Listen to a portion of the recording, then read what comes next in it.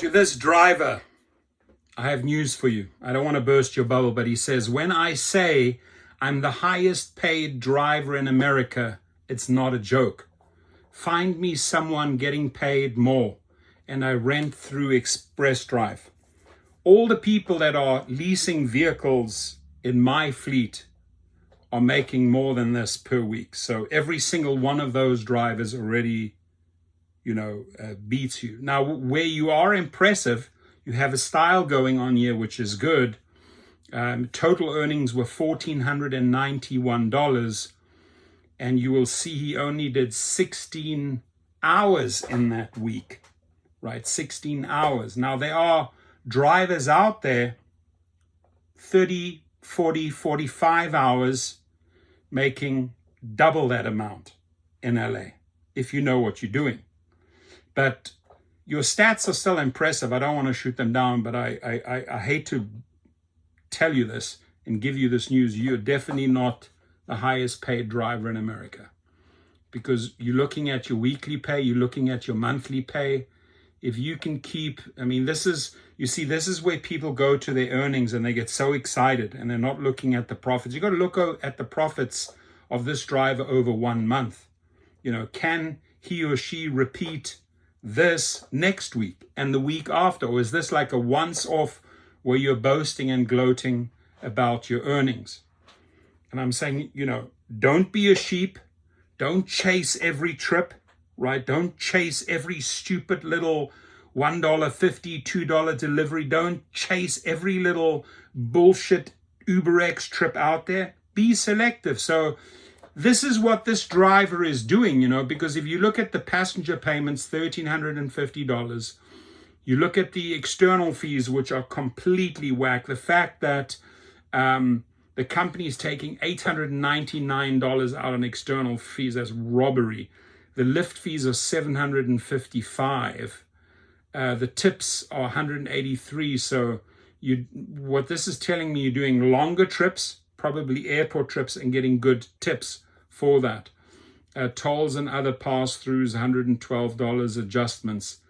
Total earnings, $1,491. Now, I'll put this out there. Drivers can debate. I put in 686 miles. Actually, 687 miles were booked. 16 and a half hours booked, 12 rides. The average is very, very impressive. Is $80.19 per booked hour, excluding the tips. But you're definitely not the highest paid driver in America. And I know you say it's not a joke, and we don't want to make it a joke, but there are many, many drivers out there that beat your weekly earnings. Please comment, and again, do not be a sheep and chase everything. Be very selective. I like what this driver is doing. Don't get me wrong. He's doing 80-90% right, putting in minimal hours, cherry picking, taking the best ones, and you have very impressive numbers for the amount of trips you've taken. So you're definitely not a sheep, or a pigeon, as Jeff would call them. You don't fall into that category. You're doing smart trips here. But try and work out a formula where, let's say, if this is part-time, 16 hours is great. If that's all you can do, 15 to 20 hours, awesome. Keep on doing the same formula. But if you're in this business and want to do 15, 20 hours, combination of Uber and Lyft, and you're putting enough money aside here, get your commercial license, your commercial insurance. I'm sure this is an SUV in one of the higher categories here, probably black or SUV. Make sure that if you are renting through Express Drive, that you can use that vehicle for your own private clients, because then you're really, really making money, right? If a week goes by and I am not making an average of 500 a day, and 500 is the absolute lowest, I'm really upset. So 7 times 500 is $3,500 a week versus $1,400.